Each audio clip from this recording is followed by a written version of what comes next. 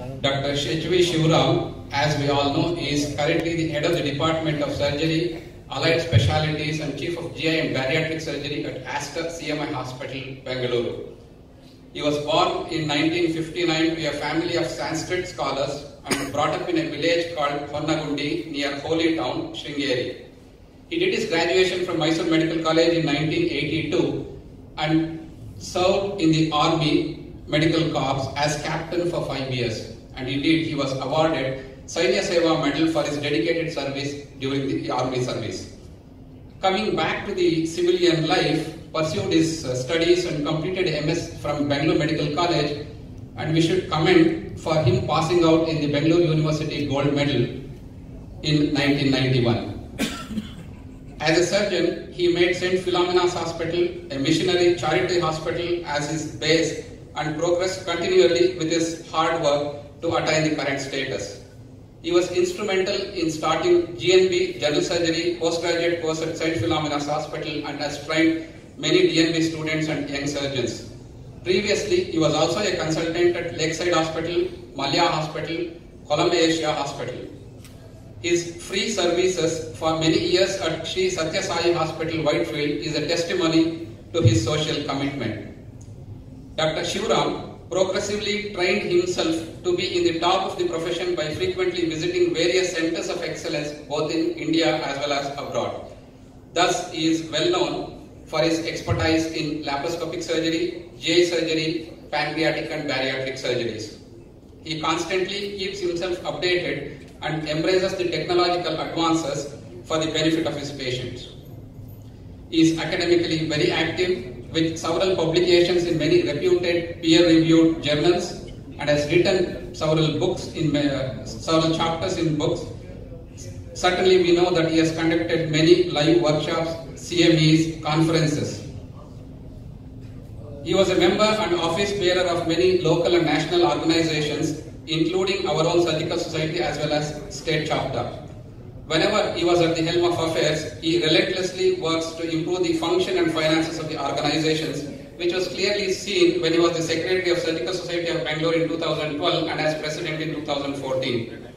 He is particular about starting the meetings, for that matter, whether it be monthly meeting, EC meeting, CSCP or CME or whatever orations, on time so that it finishes on time and the due respect to the members on their time. The punctuality along with transparency in accounts and payments that was inculcated into our society has fetched good accomplishments and we have seen it. I suppose similar influence was seen when he was the Secretary of the state chapter. And I truly believe this is what has fetched him the maximum votes of Karnataka in the recently concluded ASI elections for the Executive Committee. Congratulations, Dr. Shivaram, personally as well as on behalf of all the members. Many awards and accolades have come naturally to him. Apart from the Bengaluru University Gold Medal, Sainya Seva Medal, he was awarded Mahadevan Award, Rotary International Gold Medal, Doctor of the Year 2013 Award, and many organizations continue to honor him periodically.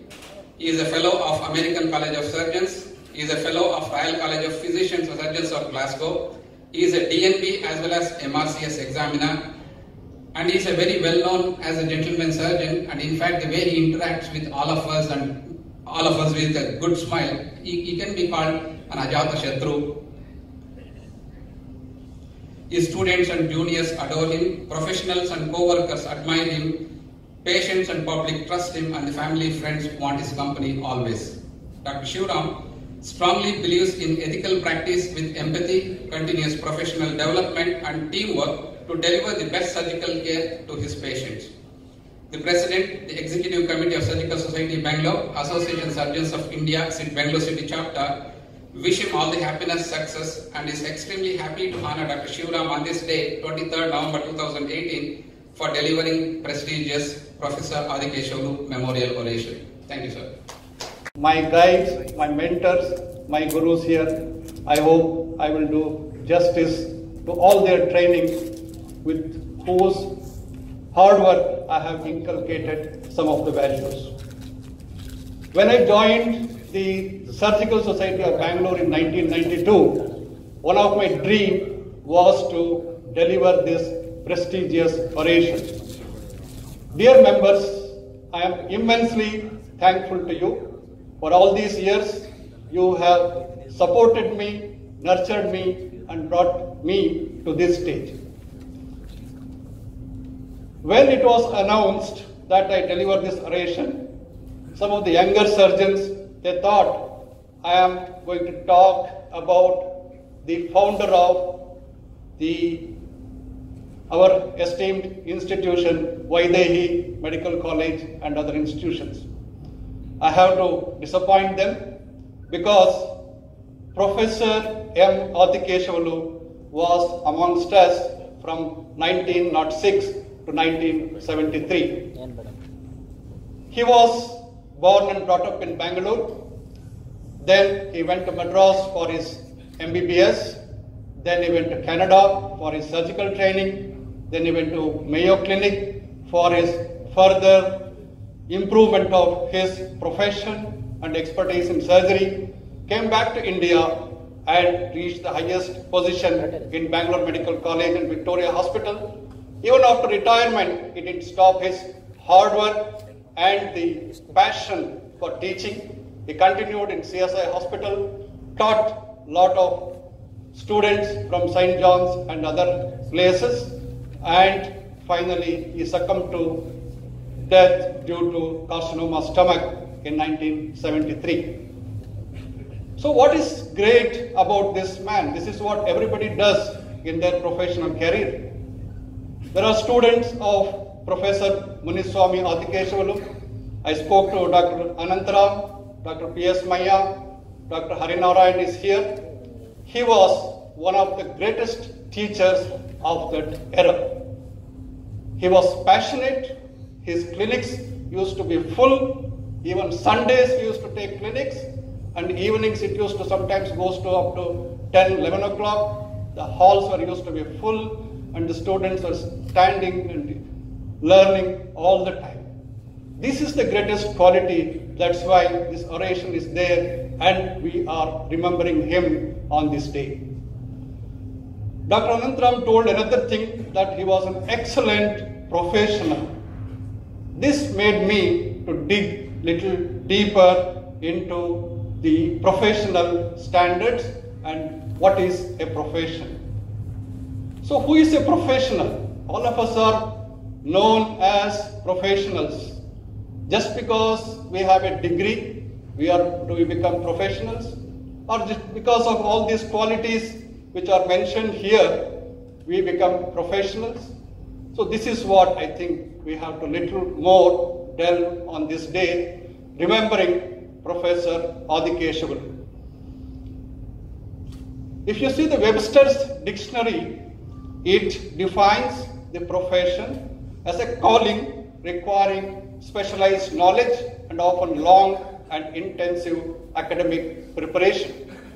That's the definition. Professio in Latin means taking an oath. So I think we all have to remember all these things. The American College of Surgeons has laid down certain elements for a profession. High standards of knowledge and performance, regulates itself via social contract and with society, serving others above self-interest and reward, commitment to excellence, the practice with unwavering personal integrity and compassion, requires a role modeling of right behavior. This is more than a job, it's a calling, it's a privilege, it's a passion, it's not a 9-to-5 job, it is our lifeline. All these things are very nice to talk about and say these are the elements we have to practice.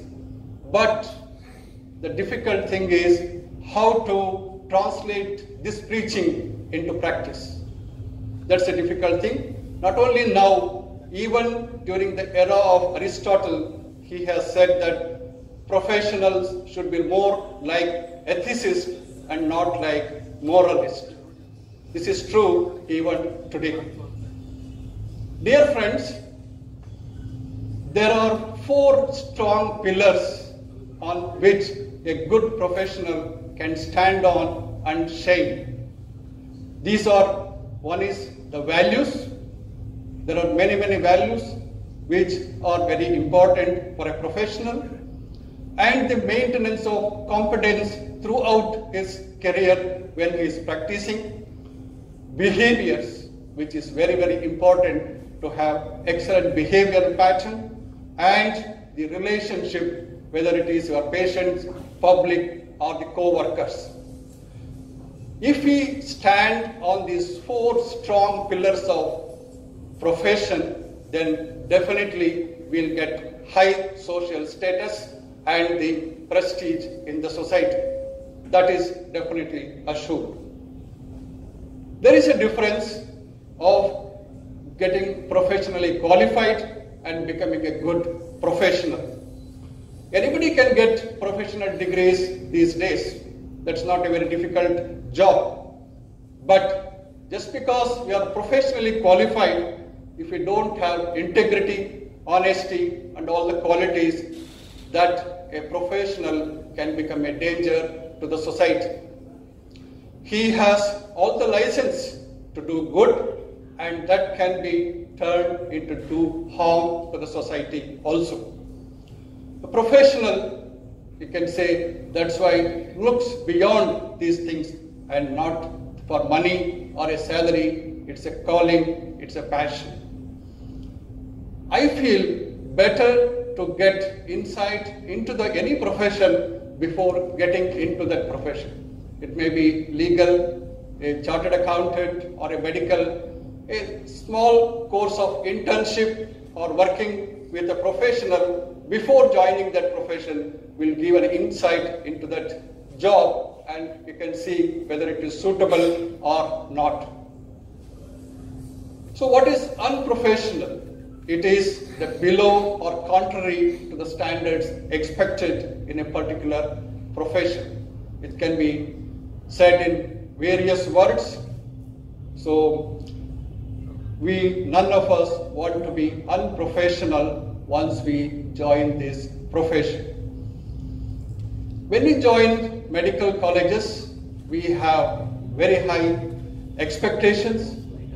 Most of the literature says what doctors expect is respect and high social status from public. We study hard, we reach medical college, then get qualified, and then many of us come out of the medical college with degrees and also distinction and laurels. Parents also are very enthusiastic. Many of them pay lakhs and crores to see us. We have become surgeons or super specialists. When our career starts, we think that is the end of it. And then we do not nurture our profession. Everything in life requires maintenance. You maintain your house, car, family, but we forget our professional maintenance many times. That's where the problem starts. Many of us drift, do unprofessional things, do bad names to profession, and professional development may not occur. Now we are all global citizens. Sitting at Bengaluru, you see a lot of international patients. Our prescriptions, our discharge summaries, our notes travel all over the world within seconds. So there are actions which can affect the entire world population. Considering this, there may be necessity to redefine what has already been said about a profession. We see that a lot of most trusted professions are faltering. Whether it can be not only doctors, a lot of other professions also we see that things are not straightforward. This is a book, The Professional, written by Subrato Bakshi, which has very profound influence which any professional reads. A true professional, the qualities can be simply said in 3 sentences. It need not be only a qualified professional. Any good person who is doing professional work, he should be able to Work unsupervised. Ability to work unsupervised is a great true quality of a professional, which we all do day in and day out. Ability to self-certify the completion of a job or a task. You may do a suturing, you may do a dressing, or you may do a hepatectomy. At the end of it, if I can certify myself that yes, I have done the best in this patient, and I can self-certify, that's an important quality of a true professional. The third one is the ability to behave with integrity at all times. This is where the problem comes. Because our culture is different, even the gods we bribe. So we go to temples, offer so many things to get so many things. So the integrity is one thing where the problem starts. That's why the professional integrity is also what it is also not very difficult to understand. Simply said that these are the things which are very important for a professional to be a good professional. We follow the rules. Very simple thing. The rules may be hospital led, the government, or our professional bodies. Simple that we follow the rules, we all follow the rules. Where rules do not exist, there are so many areas, gray areas where rules do not exist. We should use our fair judgment. When in doubt, we should not do what is suitable to us. We should ask counsel, ask somebody, take help and take advice. When faced with a dilemma, whether to do, not to do, then we should ask ourselves, can my act stand public scrutiny? Somebody asks tomorrow whether I can answer it, otherwise it causes embarrassment to me or my family.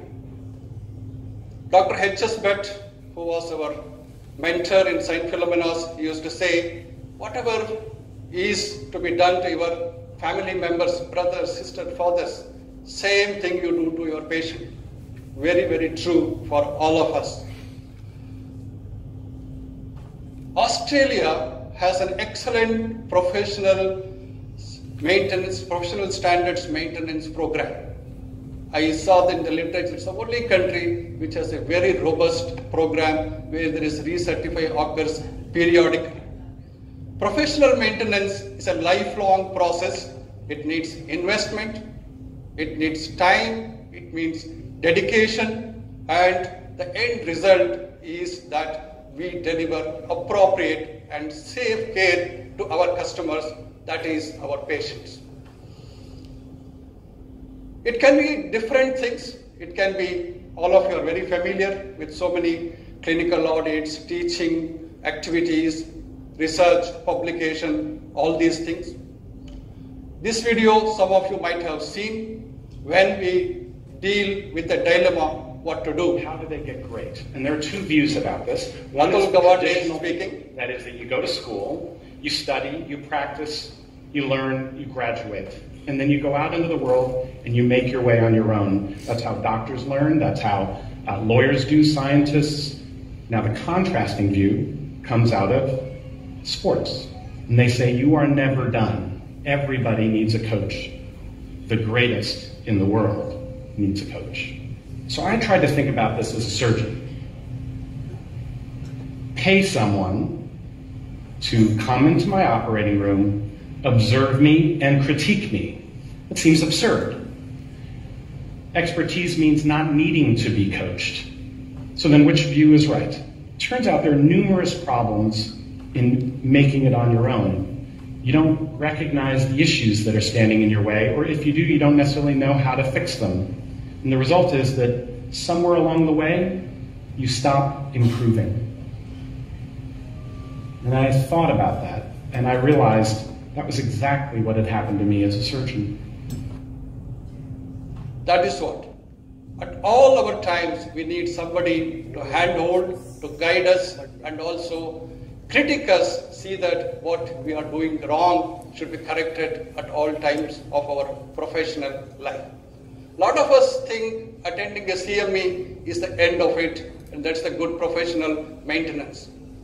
But I must say, more than CME, it is the continued professional development which is most important. It involves not only the CME, it involves social skills, personal skills, managerial skills, IT skills, apart from the medical knowledge, what we keep updating. And it's an active learning, not a classroom learning. It involves so many other things apart from the textbook knowledge.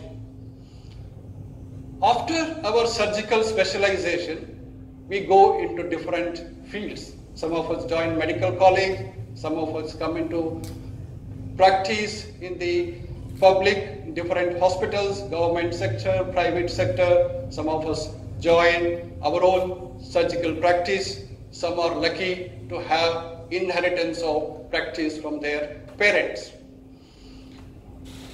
There is a model of expertise acquisition. Dreyfus and Dreyfus in 2005 evolved this model of 5 stages, wherein initially you will be novice, then advanced beginner level, then competence level, proficiency, and the expert level. Our aim should be to become expert in a short period of time as fast as possible. But the problem is many of us get stuck in different levels. Very few of us reach the top level, that's the expert level. Surgeon's struggle is a lifelong one. If you see, it is said that the simplest thing is to learn how to operate. And difficult thing is to understand when to operate and when not to operate. And the surgeon's career is a short one. You may be in the top of the profession for a very short period, maybe 5 years, 8 years, maybe maximum 10 years. And afterwards, the technology changes. Youngsters will come and kick you out. So in that short period, you have to do your best. And in the public eyes, surgeons' reputation is not so good. We are known as rash. We are known that whatever comes to us, we operate, and we don't have empathy. We don't understand somebody else's pain, and our prescriptions are very, very bad. They travel all over the world and finally come back to us. One of our senior surgeons was called to the court after 5 years to read his own operation notes, but he couldn't read that because this is where things are bad. Struggle to find a job, find a mentor, acquisition of skills and knowledge, and finally setting in a professional career. Now the professional career is also changing. It's more become a healthcare industry or a healthcare business. The challenges are much more.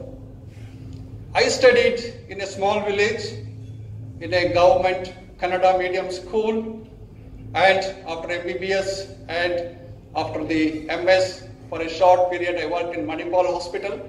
Then I moved to St. Philomena's Hospital as a resident surgeon. Great opportunity to work under supervision and also to train myself.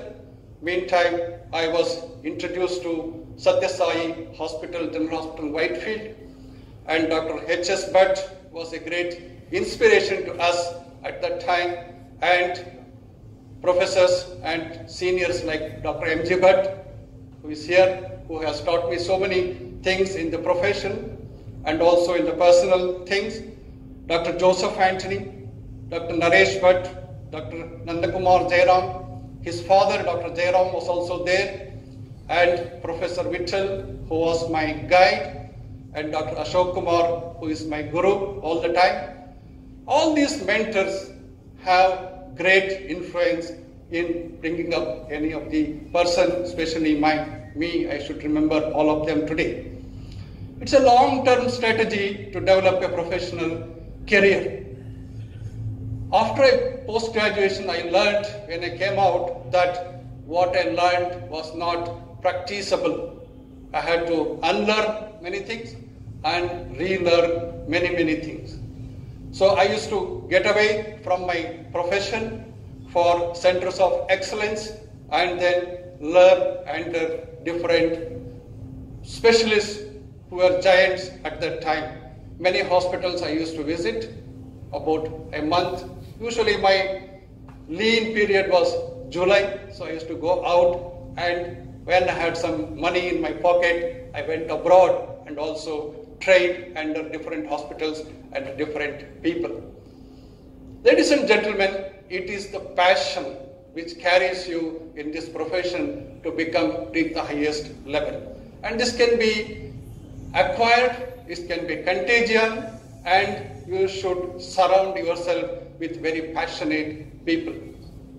In this recent study, I was disappointed to see this word passion is not there when the people join medical colleges. Can you imagine that 77% of people said their motivation to join medical college was to make family members happy and proud? That is really surprising and also not good for our profession. Work hard. Fame, money, and other things. It's all about blood, sweat, toil, and tears. There is no shortcut to success. There is no lift to success that makes an achiever. It is about hard work. मेरी जिंदगी में जो कुछ मैंने So this is what Sidhu says. I think it's good and true for our professionals. If you want to be seen, its visibility is very important. In our society, we have about 800 to 900 people, but hardly about 100, 120 people appear in the monthly clinical meeting or in our academic activities. How will they get exposed to other professionals if they don't show up their face? And if they don't teach, if they don't talk, if they don't ask questions? Very important to do this. There is an incivility spiral. Whatever we speak, how we behave with others, that's how others respond to us.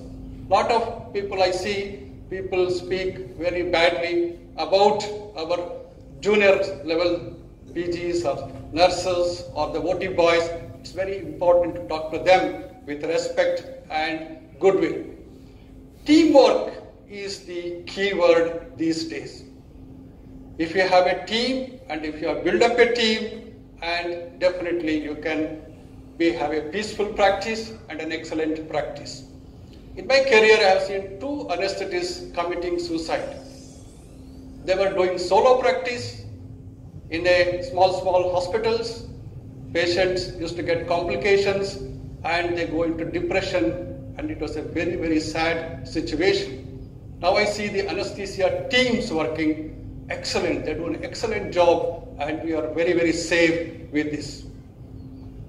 I am blessed and very proud and lucky to have an excellent team at Aster CMI Hospital who work very hard so that I can have a sleep with good night sleep and come and shine in front of you all. I am very thankful to all the teammates. Many of us think that we should do big surgery to shine or anything, but it's very important to do small things first. Start off by making your bed. If you make your bed every morning, you will have accomplished the first task of the day. It will give you a small sense of pride, and it will encourage you to do another task, and another, and another. And by the end of the day, that one task completed will have turned into many tasks completed. Making your bed will also reinforce the fact that the little things in life matter. If you can't do the little things right, you'll never be able to do the big things right. And if by chance you have a miserable day, you will come home to a bed that is made. That you made. And a made bed gives you encouragement that tomorrow will be. These days we see a lot of investigations, gadgets are there. Many times we forget the patient. So I say a lot of our youngsters also, don't treat the investigation, treat the patient.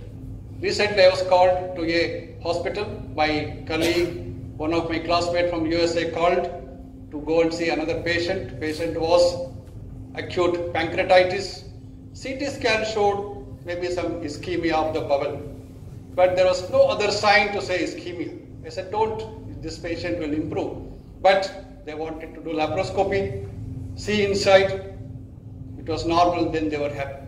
So I think just treating the CT scan or an investigation won't help us. Asking for help, this is a great sign of maturity and the wisdom.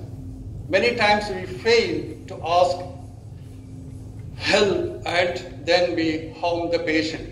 That should not happen.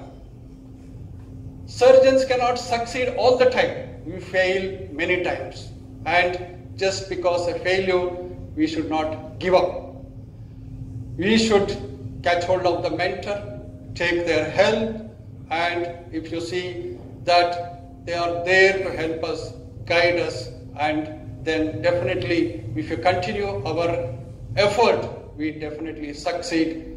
Always take help, see that somebody is there to guide us. That's all is required. Definitely it can be achieved. Most important also that we have to look up our family and see that work and life, there is a balance. So a lot of people operate in the midnight, evening, early morning, and finally they get into health problems and all. Probably they have to rethink, slow down, get support, and re-evaluate what they are doing. Ultimately, it's all maturity and maturing up. It is. So you think you're 20? I think so. So then what do you want to do when you grow old? Grow. One never grows old. One just grows, matures and dies. Never tell a man or a woman you're growing old. No. You only say you matured. Immature. You're beautiful. Any fears? No, not even that. If it comes to me, I'll take it. It has to come to everybody. Look, I've reached a stage. Go back to my statement of the guide. Na dukh hai, na sukh hai, na deen hai, na dunya. You are sleeping and you close your eyes and you are in a different world and you're gone, you died, you've not suffered. Who knows where you are? It's only the people left behind who suffer, cry for you.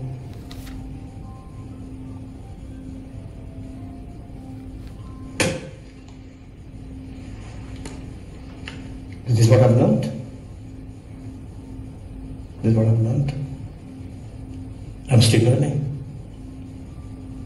And I'll go on for many, many more years. Ladies and gentlemen, we are all students. Whichever stage we are all professionals. I request all of you to think about the profession, professional standards, how to maintain and improve and develop our professions and become excellent and bring laurels and good name to our surgical fraternity. Thank you all. Thank you very much.